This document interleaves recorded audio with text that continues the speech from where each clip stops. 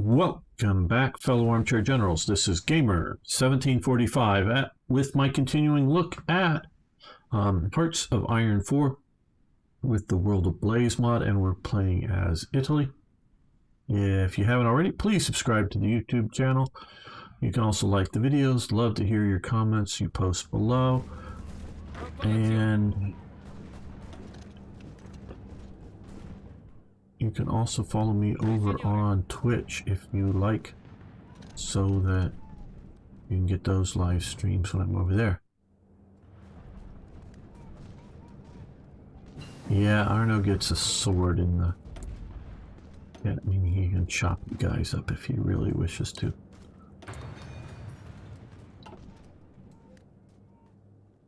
But then again, he's Dutch, so, you know, keep that in mind.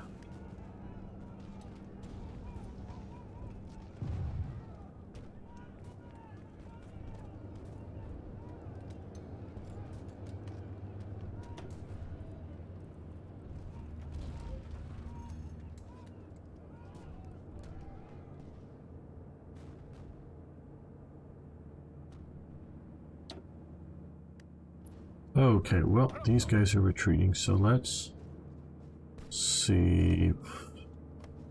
Yeah, let's not push into the hill parts of the mountains right away. Send these fascist types.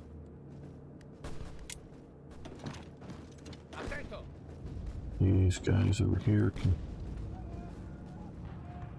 support that attack. Britain right now is not at war with us, so we don't have to worry about them at the moment. We're going to deal with the economic... However, I don't know. That is, as Uncharted knows, is one of the areas I have disagreements with him.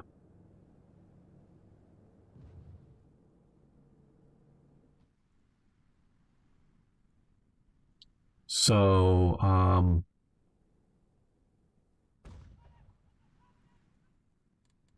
I know with the German national focus tree, there are some things that alleviate the developing economic problems. My disagreement with him is, I think they're more long-term negative consequences than he does.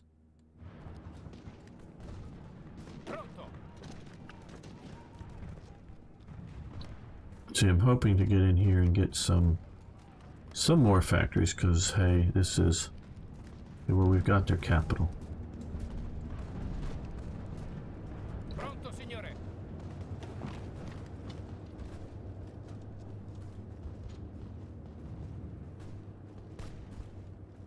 Hello, my friend from Russia. How are you doing? I'm doing rather well. Good day.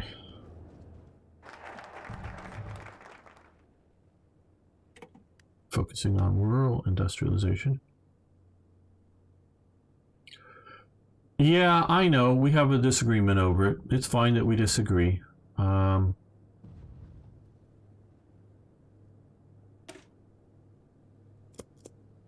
guess to a point.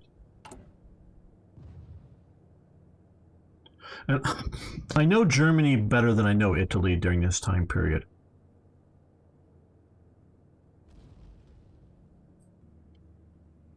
But I just don't know enough of the problems. Because we see during this time period, 1936, the U.S. is in a depression. There is basically deflation going on. Not inflation, deflation. Inflation is when prices go up.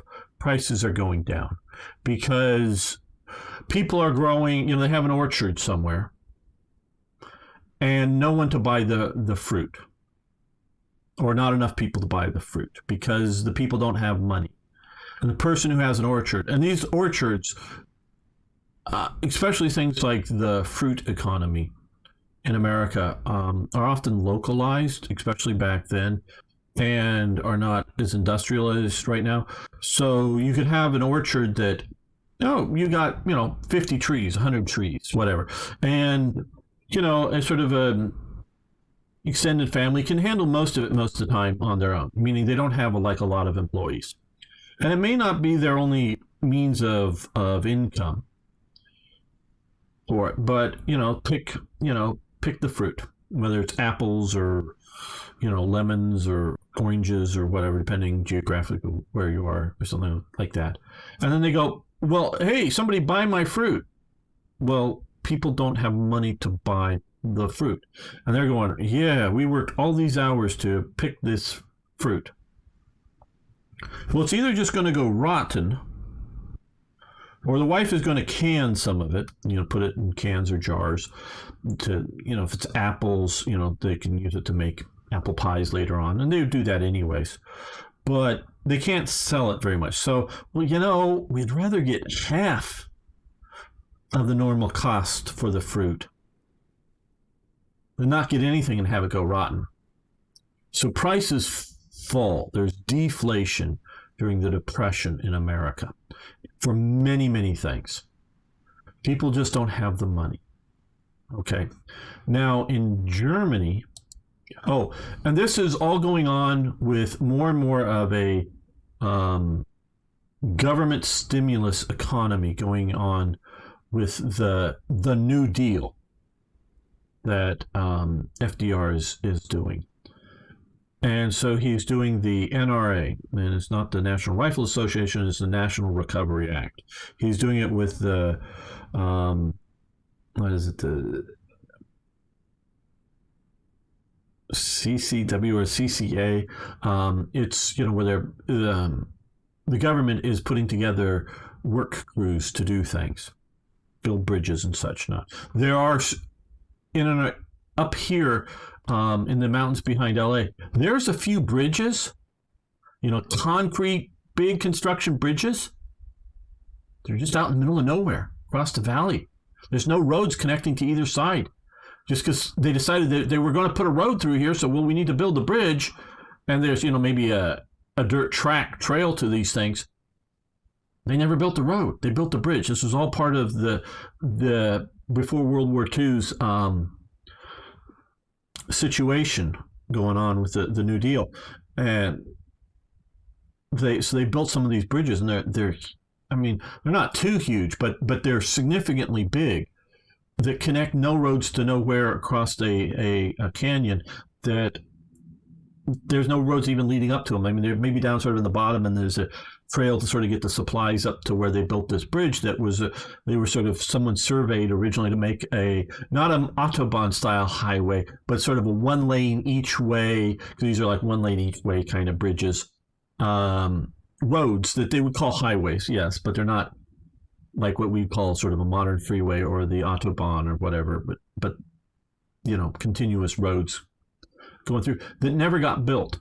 But somebody, we need the bridge here, so they, it's going to be built, and we need the bridge, so they have the people just to build bridges. So just make work projects.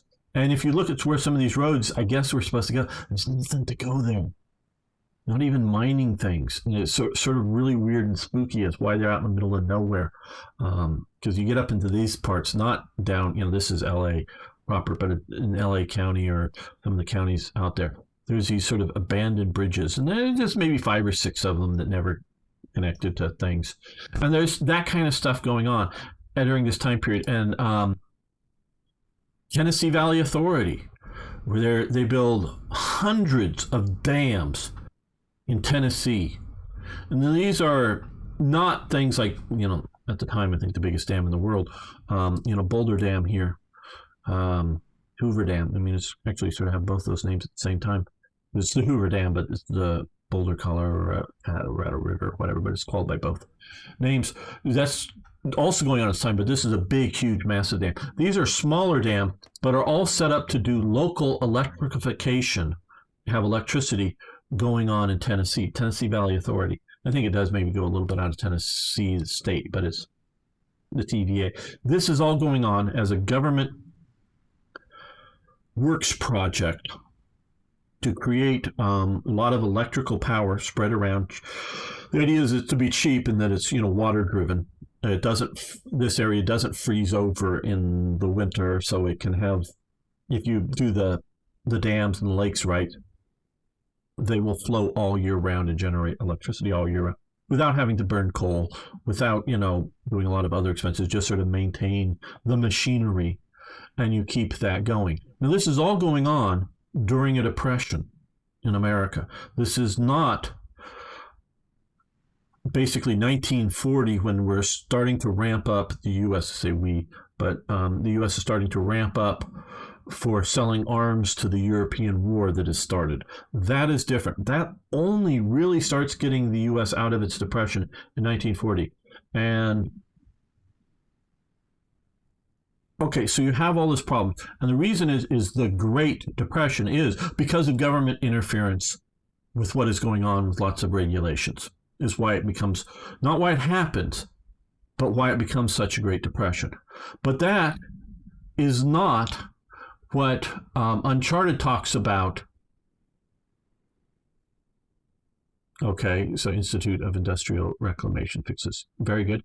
But that is not the same type of stuff that Uncharted is talking about with at least I'm more experienced talking to him about the German economy and building for, government spending money to build for the war industry as causing economic problems. So they're both government, and there's different styles for sure between the U.S. and Nazi Germany, but these are very much government interventions into the economy, and massive government controls go into the U.S. economy. Some stuff is good. Not all government controls is bad. I'm not one of these people, just because you have government controls, it means it's bad. But there's overregulation in the U.S. economy because it's all done at this scale, and it has been since then. Because, again, just for people's information about America, is the federal government can only regulate interstate commerce. Okay, it cannot regulate within the state. Well, there's one Supreme Court case during this time. Some part of this world here had sort of like a backyard orchard kind of, and don't think of it as like somebody's little yard or garden, as they would say in England, that has like 4 trees in it. I'm saying it was something that they had a and I don't know if it was an orchard or a farm, growing plants that you not from trees, but because it may have been other sorts of vegetables or fruits or whatever. But I think it was a fruit or vegetable type garden that they were doing it for commercial activity.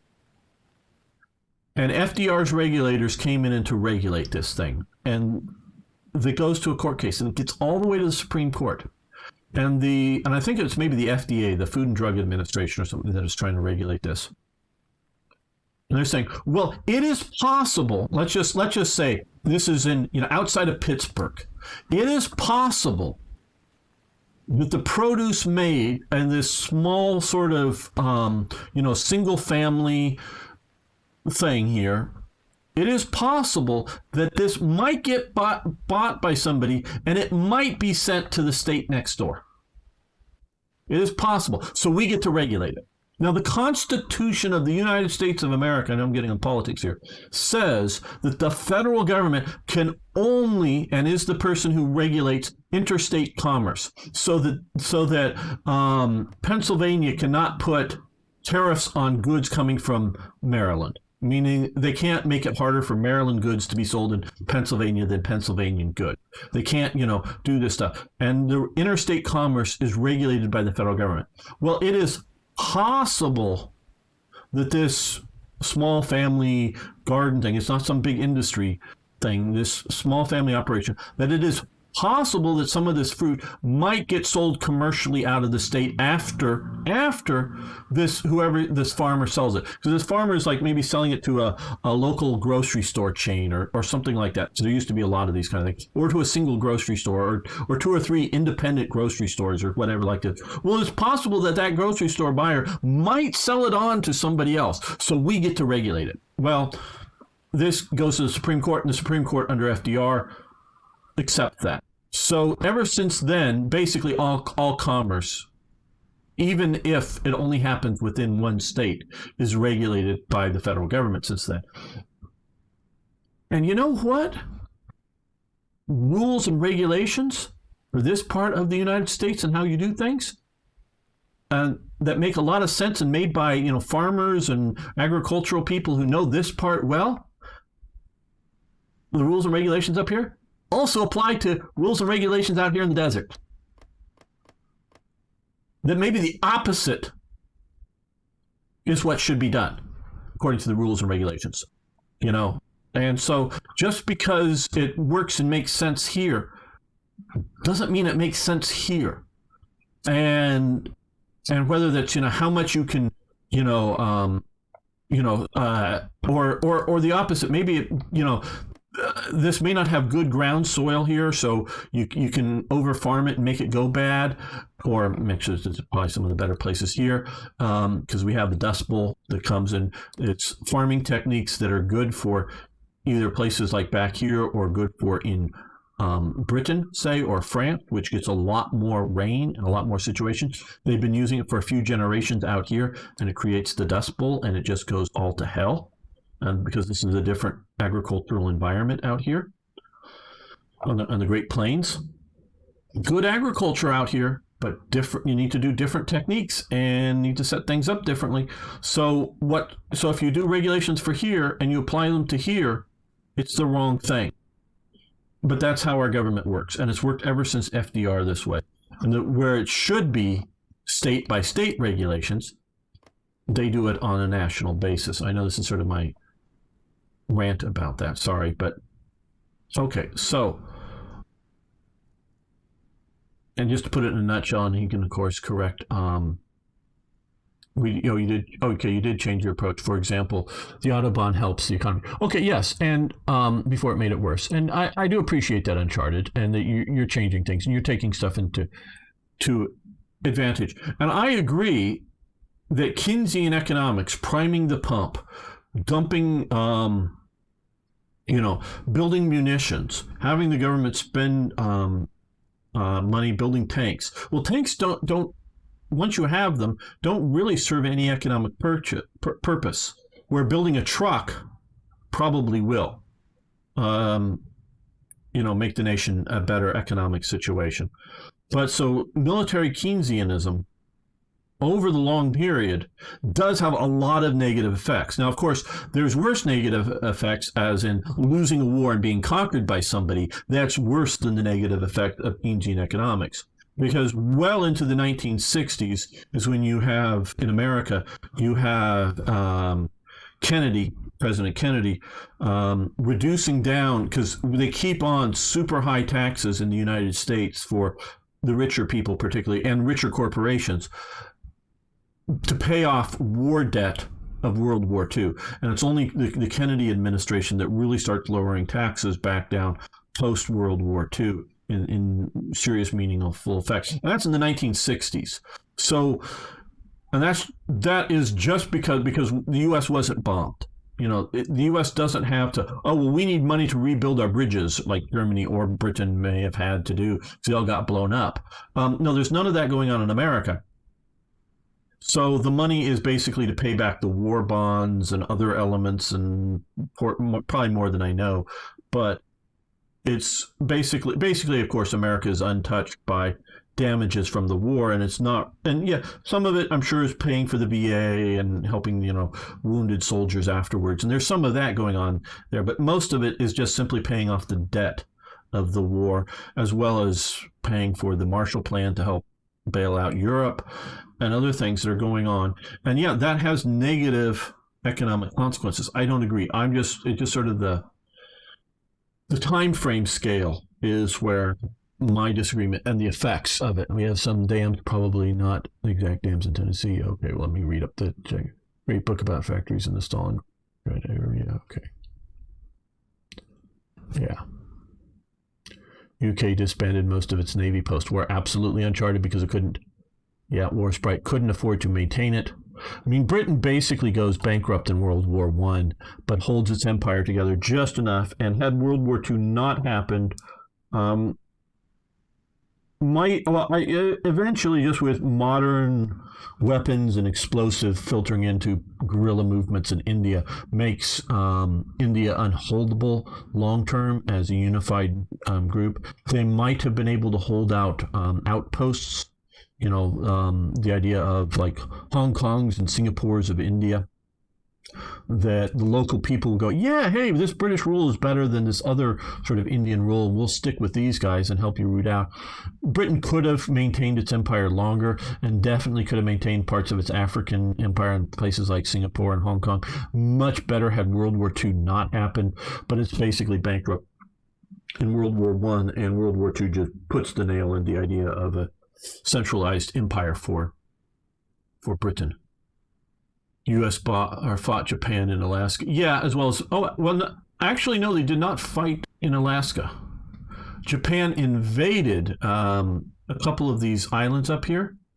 I don't know which ones on this map, but a couple of these islands here. And the U.S. came with a counter-invasion force, and the Japanese had already left. So there was no land-based fighting here. The Japanese did invade. It's just way out. Well, maybe I'm not sure. It's a couple, Kiska and a couple of the other little islands out here that they do invade. And by the time the Americans react to it, they've already the Japanese already left. Japanese invasion was mostly to try to pull U.S. resources away from, the fight down here, kind of thing. Not really to invade Alaska. It was just a spoiling attack to make the U.S. react. So yes, there is a U.S. invasion of U.S. territory, but then again, these islands basically had no infrastructure on them of any sort. I mean, there was maybe buildings, houses, locally built, but there's no like roads and railways and airports and whatnot on air bases on them. They also sold ships to other nations, for example. Yep, absolutely. They did that too, post-war, yes. Britain sold a lot of stuff off.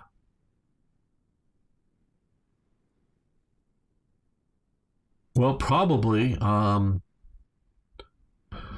you remember, they did have the Dutch East Indies for a while and tried to hold on to it, which is a big economic boon for the Dutch. And they probably had some pretty good credit with the U.S. backing them to some degree.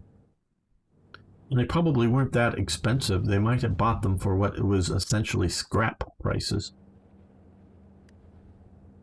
So yeah, the war is exhausting to everybody.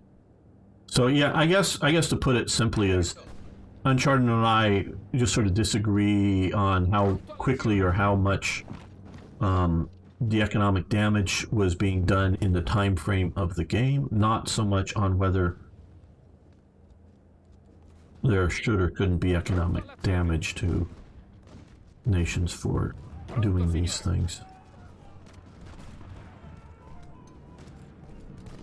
Post-World War II, and that is the reason behind a lot of the decisions made during the time. Having system represent, in my opinion, is essential. Yeah, you're not entirely wrong. I just, like I say, disagree a bit.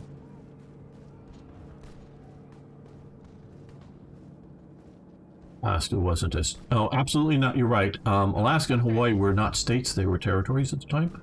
Absolutely. Both those. They were 48 states during World War II. There was a very, very brief time that there was 49 states, but that was, I think, less than a month or so, because Alaska and Hawaii become states very close to each other. Yeah... The Beijing garrison, I believe, fought and was destroyed by the Japanese. I think the U.S. Shanghai garrison surrenders. I think that's what happens when they come in. But we're talking just a few hundred U.S. Marines that get stomped by the Japanese.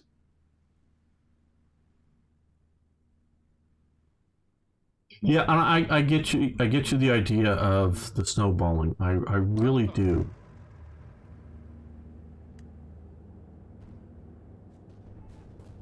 I guess to a point I look at as a point of Attu is the island had plenty of combat. The Americans had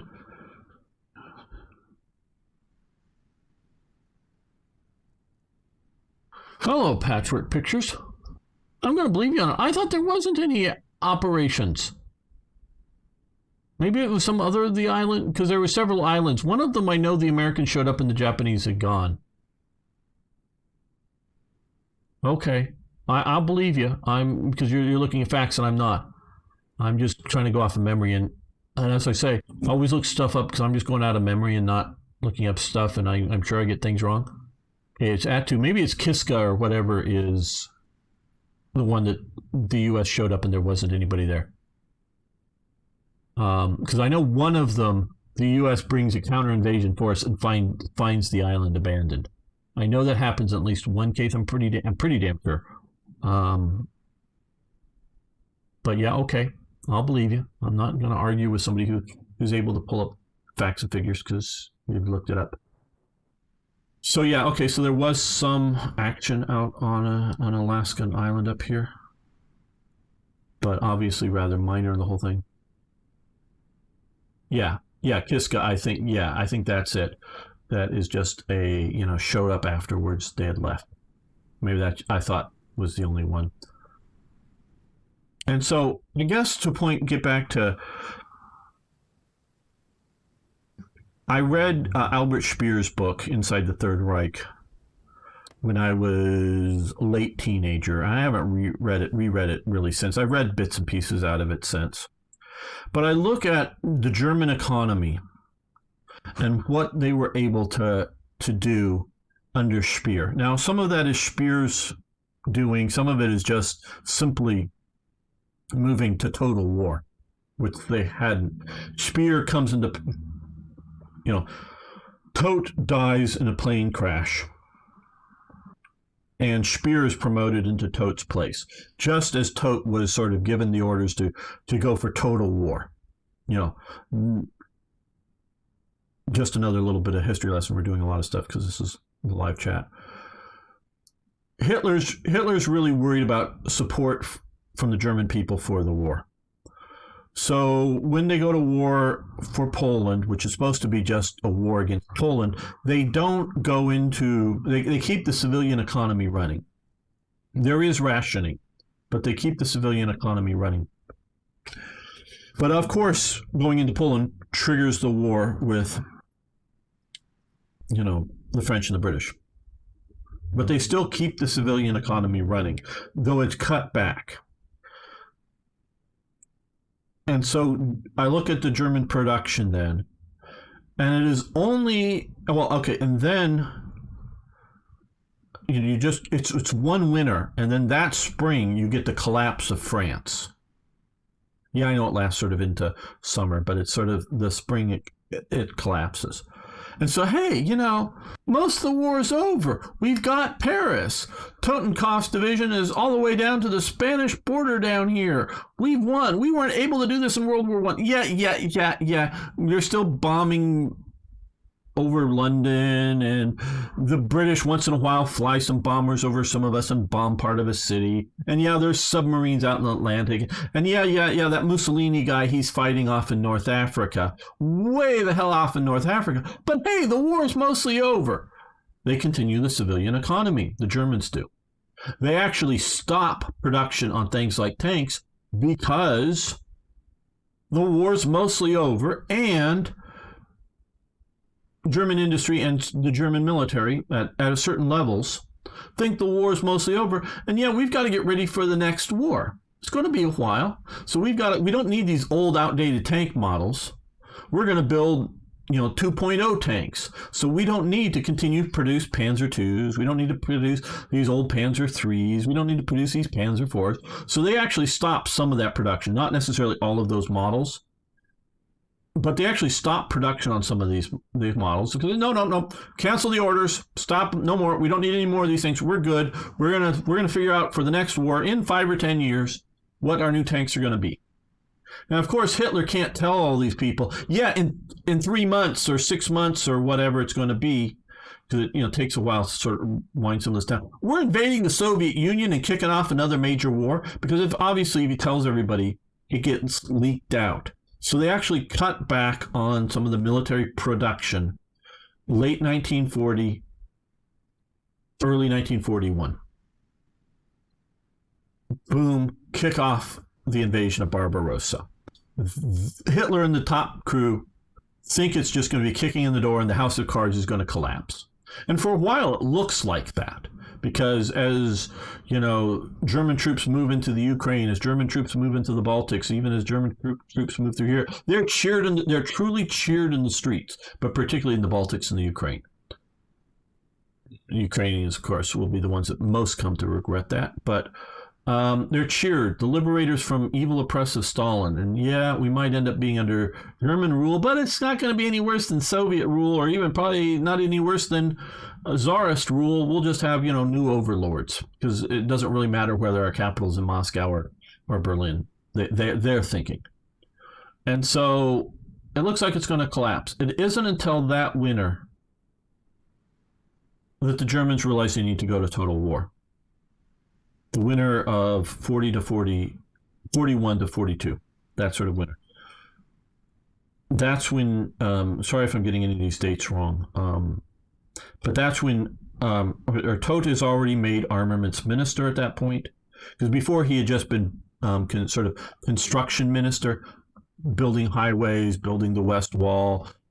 They're building some fortifications to shoot across, some big naval guns, including eventually one battery Todt in this area. But they're not really building the Atlantic Wall, not like it comes to be. They're just building some fortification. That sort of organization Todt is doing. But he's put in charge of armaments production eventually, or just about this time. And really sort of, we've got to go to total war. He dies in an airplane crash. Speer's put in. Okay, so if you're comparing, and I know I'm going off on a tangent here, and it's not about Italy, because I know Germany better. So I look at this comparison of economy. So the economic quote-unquote miracle of Speer, and I've gone into before, and I'm not going to go into the details. Some of it is responsible because of Speer, but a lot of it is just simply going from pre-war sort of prep, because hey, the war ain't going to happen until 42 or 43. This is, we're talking 38, 39. War's a long time off. We're doing some pre-war prep. We're doing mostly civilian economy, getting into the war, gearing up the war's going on, gearing up the German economy, war economy, but we're still maintaining a significant amount of the civilian economy. It really isn't starting until functionally 42 is the start of the German total war economic measures. Really doesn't, I don't think, really gets into high gear until 43. So it's all that late. Okay. And yes, that total war kicking into that economy, even if you don't take into, bombing of Germany and other sorts of things that are causing massive disruptions to production, including taking a lot of potential workers off from being workers and sending them into the war. You have a lot of economic damage to the economy simply by going over to a total war economy. But I look at that, and then I sort of, look back from those sort of economic production figures and the economic production capabilities that Germany is able to achieve sort of more or less starting in 42 through to late 44. Those are sort of the years. And then I look with all that economic buildup that Germany is able to crank out all those tanks, all that stuff during that time, fighters, subs, all that stuff, while being bombed to hell, while having all kinds of shortages. They can't, trade with the U.S. for resources. They can only, they can't trade, once the war with the Soviet Union, they can't trade with the Soviet Union. They're sucking every last little bit of oil they can out of Ploetsi and nowhere else, sort of, all that kind of stuff. And of course, during this time, they're also rapidly increasing the amount of synthetic fuel factories going on. They're doing all this kind of stuff. And I look back, they could have easily doubled or tripled the amount of military production in 1937, 1938, 1939 without a hell of a lot of difficulty. Germany could have done it compared to the difficulty that they did later on with, not being able, send freighters around the world to wherever they want to, having things, having so much personnel operating at flak guns, and there's huge amounts of personnel that are set up to deal with both during the bombing raids and after the bombing raids in all of these cities. Now, some of this personnel may also work in wartime industry of some sort locally and only, get called out when there's a bombing locally. But still, there's training going on. There's a lot of effort. I look at all this stuff and go, yeah, it wouldn't have been that hard to up Germany's military economy considerably for the time period without causing significant disruptions for what was going to happen. That's how I look at it. And it's sort of my analysis looking back, as opposed to, like, talked earlier about TIK and his really hard looking at published facts, published figures. And he does a really good job of that. But I'm sort of a little more freewheeling here, I'll readily admit, in my analysis. But I look back and go, yeah, they sometimes order, 70 or 150 tanks of a particular model. Because we want to get these tanks and drive them around for a while and see how they work. And then we'll, once we get these and drive these guys around for a few months, then we'll order another batch that have changes. And so they get this batch of tanks, or partially done, or whatever, and then, but they could keep that factory running, and they could have had that factory running at a higher rate of production. But they don't, because they don't think they need it. Okay, well, there's two ways to look at this kind of war game that we're playing. One, these two ways that I want to look at it. I mean, other people can look at it other ways, but two ways you can look at it is, one, how well could you do with what they had at the time? Okay. Can you do as well or better, or would you be worse? That is a very, very good way of looking at things. The one slight problem is historical events come into that play that are real historical events, but are somewhat artificial. Good example is the British build the Mosquito fighter. The Germans see it. It's zipping all over. It's a twin-engine, very fast plane. They shoot a few down. They look at it and they see, oh, hey, it's mostly built out of wood. Yeah. Hey, we could build one of these things out of wood, maybe. Instead of the expensive aluminum, we'll keep clicking on the wrong thing here. Instead of this expensive aluminum, we could build a aircraft that uses very, very little aluminum. It'll use steel for its engines and a few key parts, the rest wood and fabric. Come up with a German version of the Mosquito. And so they design up a German version of the Mosquito. Still going to cost, still going to take away steel in engine production, which is a critical choke point for German aircraft is aircraft engine production. Still going to take it away from other possible aircraft that you could be making, but won't be taking away any aluminum, or effectively any aluminum, or so little it doesn't really matter, from other aircraft. So we can have this good twin engine type things that probably going to perform better than the ME or BF, however you want to say it, 110 or 4, and then the later 410. It's going to be sort of like that, and it's going to be sort of like our Mosquito. Yeah, great. Okay, get ready, get that going, and get this going, and I forget who the aircraft designer was, and get all this going, and then boom, boom, boom, boom, boom, boom, boom, boom, boom. There's a British air raid. I think it was British. It could have been American or both. I don't know.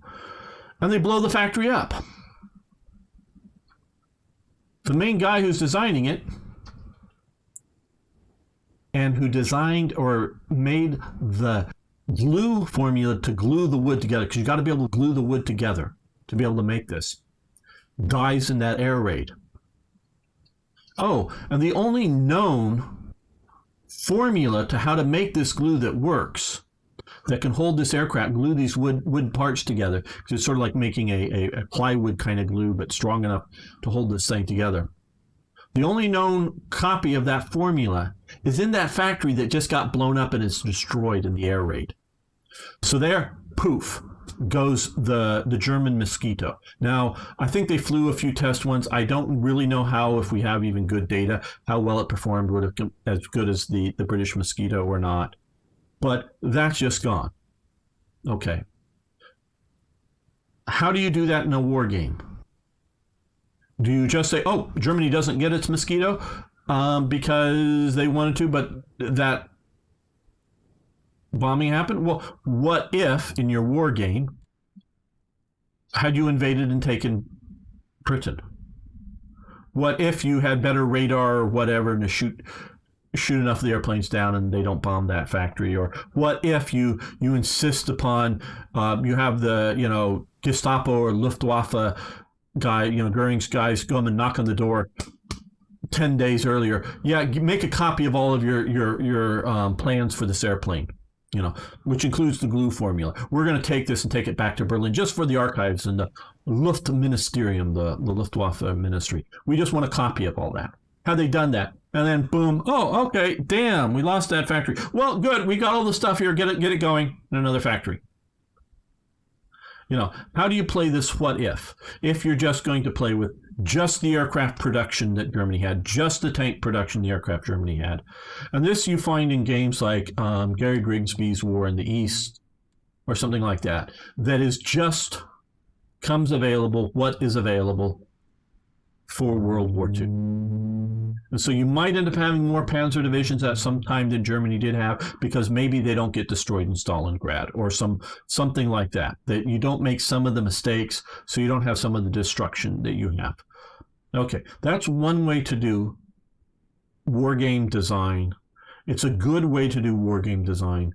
But as you can tell, for the grand strategy level, that is not the way I want to do war game design and not the war game I want to look at. And so long as you're doing this, so long as you have this, and so long as you have this with different factories, instead of maybe events that would spit out number of rifle factories, number of shipyards that can only make it. So yes, if they get destroyed,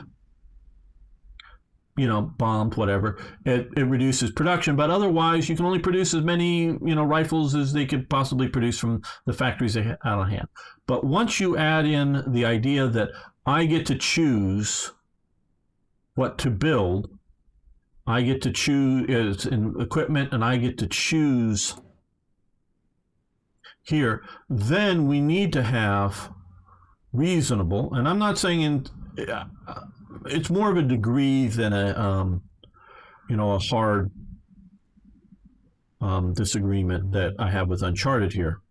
So I don't mean to be slamming him. He's here and this is his mod, but I'm not really slamming him at all.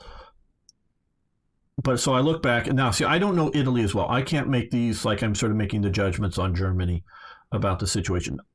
I don't think Italy was as industrialized and capable of handling stuff nearly that Germany was. And everything is a case by country, case by case basis. That's how I look at it. And so that's why I look back and see, particularly in the German warping the economy, in the time frame, in the roughly, especially in the pre-war sense, the 4 or 5 years before it, 10 years, the whole period is not that big of a thing. Sorry for the long lecture, everybody, and those watching later on. But that's just, yep, you do give Germany credit. Yep, Germany does. Kiska was the island Japanese evacuated. Good, yes. Germany did very well for a broken country in the late 30s. Yes, Germany does do very well considering the situation they are in. Okay, fascist demagogue. Fascist gentleman. Where do we have... okay, infrastructure, civilian, aluminum, steel, that would be good. War industrialist, that would be good. But I want,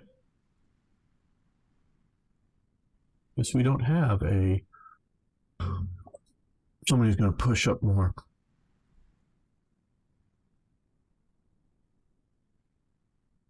Political power game, backroom backstabber, ideological.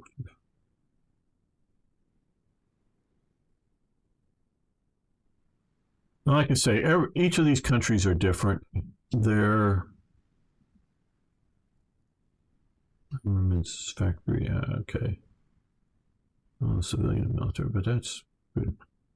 Quartermaster general. I guess we'll do this for the 5% political power gain, just to get that early and get that growing.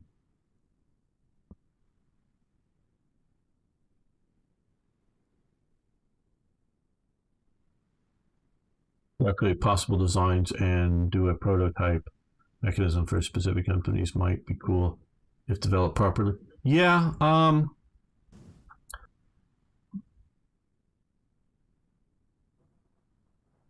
research is hard, people. And he definitely says might be cool if developed properly, and that's keywords there. Like your German mosquito, yes. Because there's a lot of gaps in at least generally available knowledge on World War II. Meaning the idea of going to a library, or a bookstore or Amazon and finding a book that covers these things. There's lots of areas that there just isn't the knowledge on in that format. Now, there might be knowledge in archives somewhere. I'm not saying it doesn't exist. I'm just going, yeah, I just don't have access to it as a general consumer of knowledge, and you very well might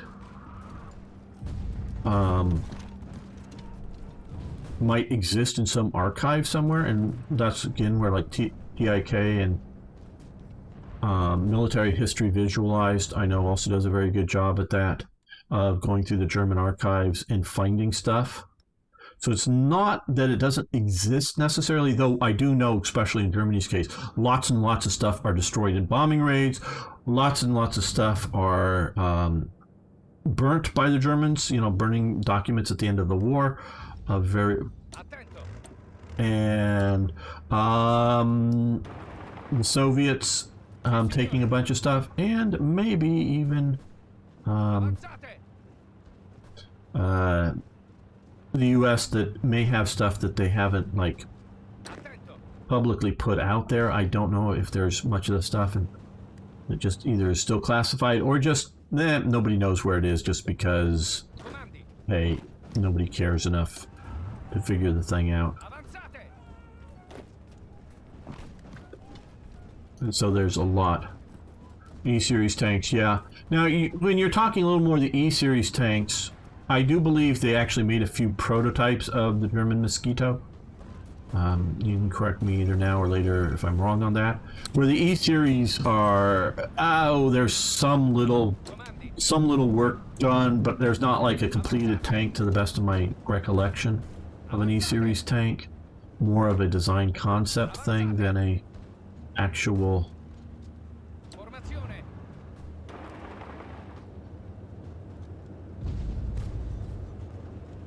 Well, yeah, but we were talking, sorry, Martin Smith, we were talking about the Germans' version of a Mosquito. They were building I know what happened for a while.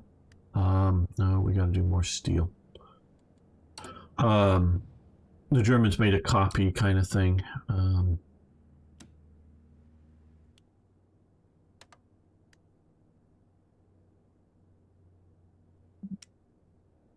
Chromium. Who do we want to buy chromium from? Sweden?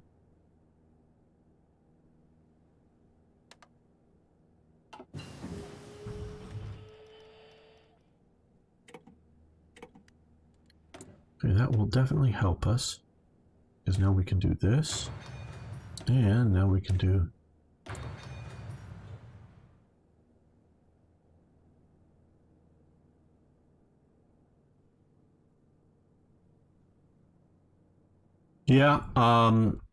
definitely the Marshall Plan. The Marshall Plan, Marshall Plan is a non-violent warfare mechanism against the Soviet Union, meaning instead of having devastated populations that are screaming for communism to solve their problems, the U.S. was going to, there is truly a humanitarian, let's help the people out in Europe, but it is also, hey, let's make them, successful and good so they're not susceptible to communism. But I also think the Marshall Plan helps transition the American economy away from building bombers to building other, or artillery or whatever, to building other things into a civilian economy. So it does have a caustic effect on America, but it also helps out in a way.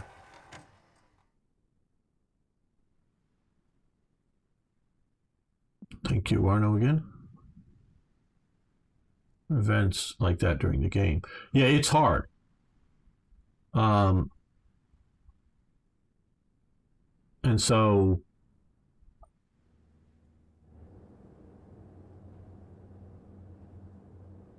how much do you want to force nations to make the mistakes of World War II?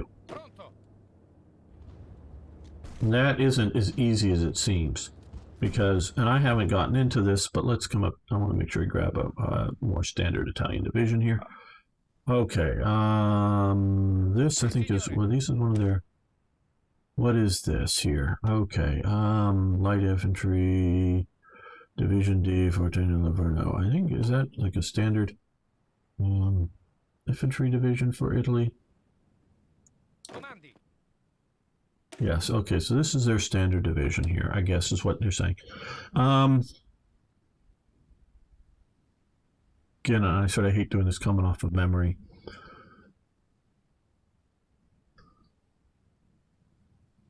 Italy goes down to 2 brigades. It had been, I believe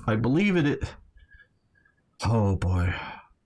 Either it was a 4-brigade division or a 3-brigade division. I forget. But they go down to a 2-brigade division as a way to make more divisions. And you got to remember, division isn't just the number of battalions within it. It's also the amount of support equipment, like artillery, within it. And by having more divisions doesn't just simply mean that you're cutting a unit. You're cutting the. It's not that the army size doesn't grow; it stays the same.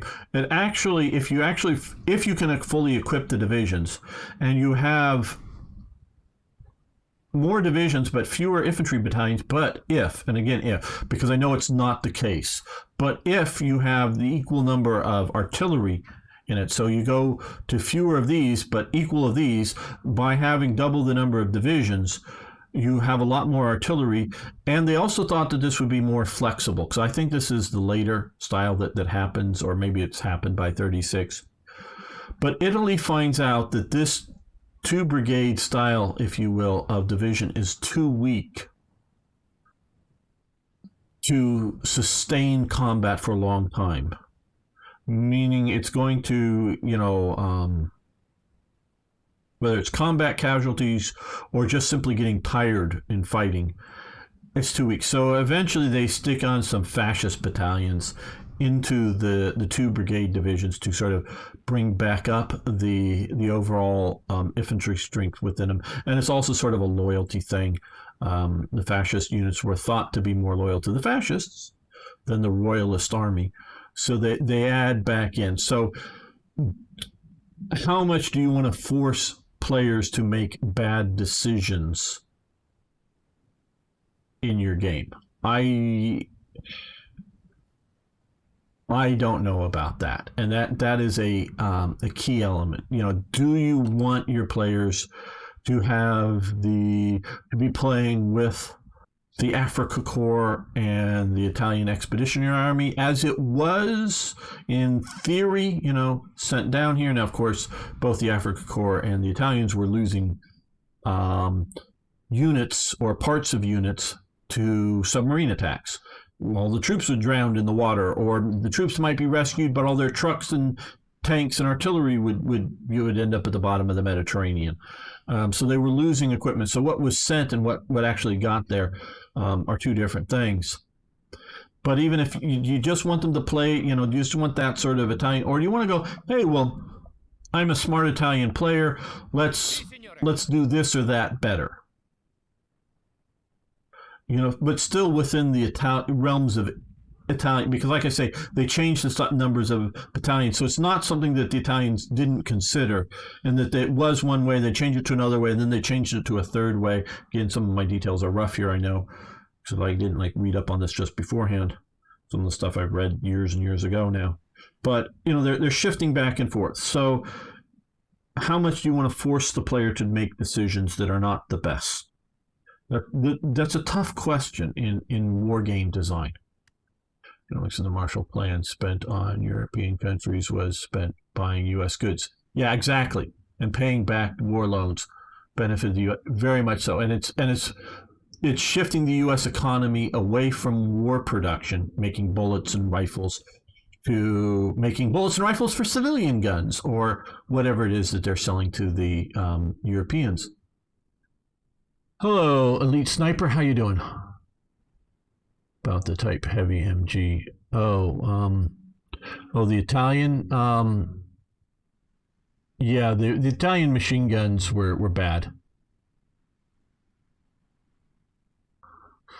Played games and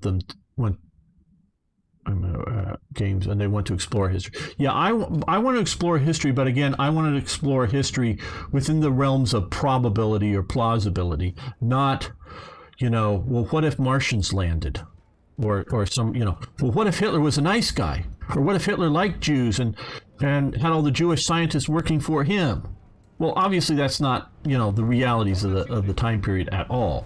So I want to do it within what was likely to happen.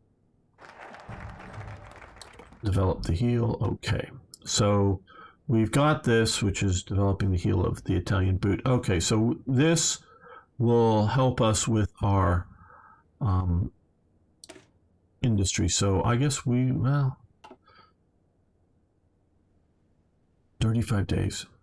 We'll get to this. We're gonna push down here, at least to there. This is 140 days. We'll at least do the 35 day. Get more civilian factories going, which we're also building. We should be building civilian factories here. Get a good, solid economy going, which will allow us to build more military factories down the road.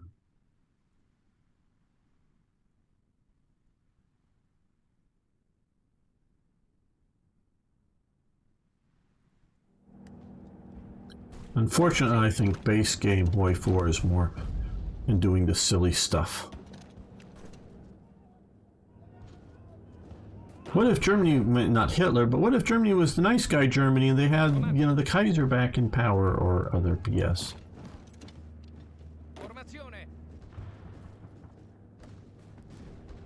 That stuff I just don't like, don't care about. Let's move you guys, all of you, up to here so you cover in the range better. Air operational range is better there.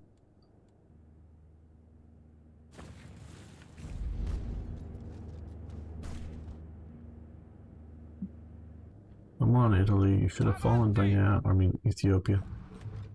We got their capital. Only Selassie has fled.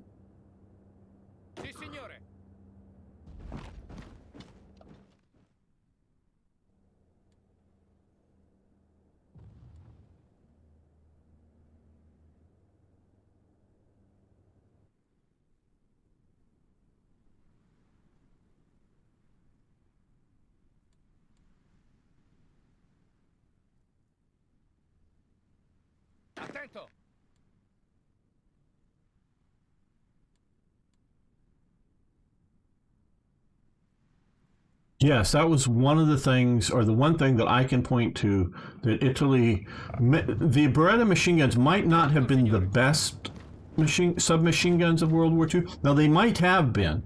It depends on how you judge some of these things. But they definitely did a very good submachine guns in World War II. Because you can look at, the British did the Sten gun. It's just crude. The Thompson, it gets simplified and gets good, but it's sort of big and clunky. The Grease gun is okay. The PPSH, 41, and then there's the 43 with a stick magazine. Those are pretty good. Oh, good, yes. We're going to